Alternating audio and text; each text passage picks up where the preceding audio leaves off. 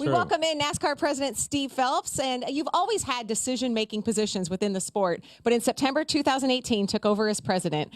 And I know you have been ever since then accessible and honest about what's going on with the state of the sport. People expect positivity. They want positivity. And you've said when it's asked of you, you want to be honest at the same time. So talk about the momentum that's in the sport right now. Yeah, we're really excited about where we are. The 2019 season, having NBC back is fantastic. The Fox half of the season I thought was amazing. The racing itself was phenomenal, particularly on the intermediate tracks. I mean, it's nice to see that every time you go to an intermediate track, they're saying, oh, that's the best race of the year. Yeah. So that's great to see. Our ratings on the Fox half of the season were up 3%. That's awesome.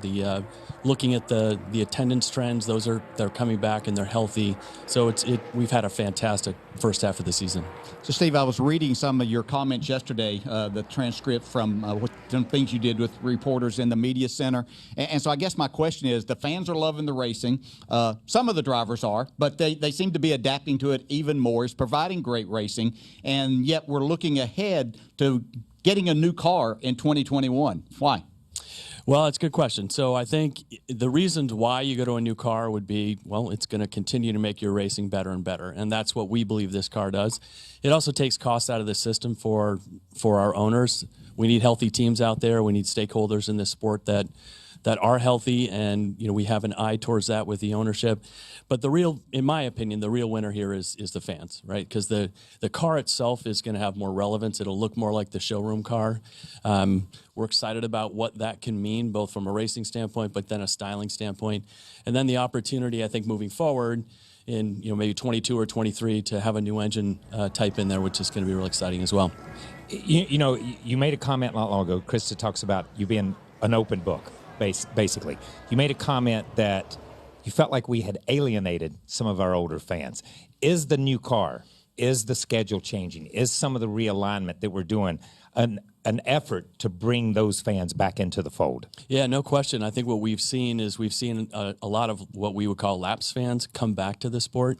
Part of it's the racing for sure. Listen to the fans about the type of racing they want to see. So they want to see more short tracks, more road courses. So in the 2020 schedule, we made some changes, right? So some key moments in the season. The first cutoff race for the playoffs go to Bristol. The second for the Roval in Charlotte. Cutoff race in Martinsville.